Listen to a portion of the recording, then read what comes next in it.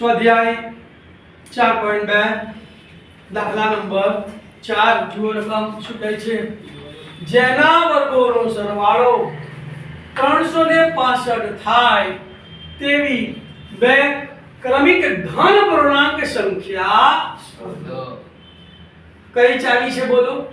કે આપણને ખબર પડે કે આ દ્વિઘાત સમીકરણનો દાખલો છે વર્ગ। કયો શબ્દ આવ્યો આપણને? વર્ગ। એટલે એક જ ચલ x ધારવાનો, બરાબર ને? બે સંખ્યાઓ કેવી છે? ક્રમિક। એટલે તમને શીખવાડેલું કે ક્રમિક તો એક 13 હોય તો બીજી 13 + 1 એટલે 14, તો એક x હોય તો બીજી કઈ આવે? x + 1। પહેલું સ્ટેપ ધારી લેવાનું।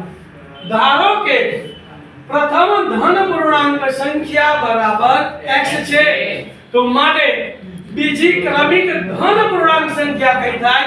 x + 1 થાય। તો પહેલી સંખ્યા x, બીજી સંખ્યા x + 1। શરત આપી છે તેમના વર્ગોનો સરવાળો 365 થાય, તો અહીંયા લખવાનું તેમના વર્ગોનો સરવાળો બરાબર 365। પહેલી સંખ્યા એટલે x નો વર્ગ લખવાનો, x નો વર્ગ લખ્યો, સરવાળો એટલે વત્તાની નિશાની મૂકી। બીજી સંખ્યા x + 1 છે તો x + 1 નો વર્ગ અને બરાબર 365। સાદરૂપ આપી અને દ્વિઘાત સમીકરણના પ્રમાણિત સ્વરૂપમાં ફેરવવાનું। x નો વર્ગ એટલે x² વત્તા ત્રિપદીના વર્ગનું વિસ્તરણ ને શીખવાડ્યું કે પહેલી સંખ્યાનો વર્ગ, મધ્યમ પદની નિશાની, વચ્ચે ત્રણેયનો ગુણાકાર અને પ્લસ બીજી સંખ્યાનો વર્ગ। શું શીખવાડ્યું? પહેલી સંખ્યાનો વર્ગ, મધ્યમ પદની નિશાની, વચ્ચે ત્રણેયનો ગુણાકાર અને વત્તા બીજી સંખ્યાનો વર્ગ। આનું વિસ્તરણ થશે x નો વર્ગ એટલે x² પ્લસ છે તો પ્લસ ત્રણેયનો ગુણાકાર 2 * 2 2 * x એટલે 2x અને વત્તા બીજી સંખ્યાનો વર્ગ એટલે 1 નો વર્ગ 1।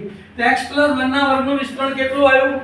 x² + 2x + 1 વત્તા 365 આ બાજુ આવ્યો તો -365 બરાબર 0। હવે સજાતીય પદોના સરવાળા બાદબાકી કરવાના। x² નો સરવાળો x² સાથે, x નો x સાથે અને સંખ્યાનો સંખ્યા। તો આ એક x² અને આ એક x² એટલે કેટલા થશે? 2x²। x વાળું પદ એક જ છે તો +2x ના +2x, આ +1 અને આ -365 તો વત્તા અને ઓછા બાદબાકી થાય। મોટી સંખ્યામાંથી નાની સંખ્યા બાદ થાય અને નિશાની મોટી સંખ્યાની -365 માં +1 જાય એટલે -364 બરાબર 0। અહીંયા 2 છે, અહીંયા 2 છે અને 4 એટલે અહીંયા બી 2 છે, તો 2 સામાન્ય નીકળે એટલે 2 વડે આપણે ભાગી નાખીએ એટલે સમીકરણ થોડુંક નાનું બને। તો આને 2x² ને 2 વડે ભાગીએ એટલે x² વત્તા 2x ને 2 વડે ભાગીએ એટલે વત્તા x, -364 ને 2 વડે ભાગીશું એટલે -182 બરાબર 0। તો દ્વિઘાત સમીકરણ શું બન્યું?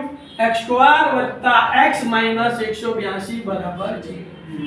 1 * 182 એટલે 182। 182 ના એવા બે ભાગ પાડો કે સરવાળો બાદબાકી કેટલી આવે? 1 આવે। 182 ના અવયવ પાડ્યા તો 2 * 1 91 અને 7 * 13 તો 2 7 અને 13 આગળના દાખલામાં એ પ્રમાણે તો 2 7 અને 13 તો 7 * 2 14 14 * 13 એટલે 182। 14 માંથી 13 જાય તો એક આવી ગયો, તો એક ભાગ પડ્યો 14 અને બીજો ભાગ પડ્યો 13। 14 અને 13 ની બાદબાકી કરવાથી એક આવ્યો કે સરવાળો કરવાથી? બાદબાકી કરવાથી। તો બાદબાકી કરવાથી આ તો વિરુદ્ધ નિશાની આપવાની। તો મોટી સંખ્યાને મધ્યમ પદની, મધ્યમ પદ પ્લસ છે તો 14 પ્લસ આવશે તો 13 કેવા આવશે? માઈનસ। ચાલ અહીંયા એકલો x² છે તો અહીંયા એક x અને અહીંયા એક x લખી કાઢવાનો એટલે પહેલો અવયવ પડ્યો x + 14, બીજો અવયવ પડ્યો x - 13 તો x + 14 બરાબર 0 એટલે x + 14 x - 13 બરાબર 0। બંને અવયવોને 0 સાથે સરખાવીએ તો x + 14 બરાબર 0 અથવા x - 13 બરાબર 0। +14 સામે જાય તો -14 તો 0 - 14 એટલે -14 x બરાબર -14 અથવા -13 સામે જાય તો +13 0 + 13 એટલે 13 x બરાબર 13। આપણને શરત આપેલી છે કે x કેવી સંખ્યા છે? ધન પૂર્ણાંક છે। કેવી સંખ્યા છે?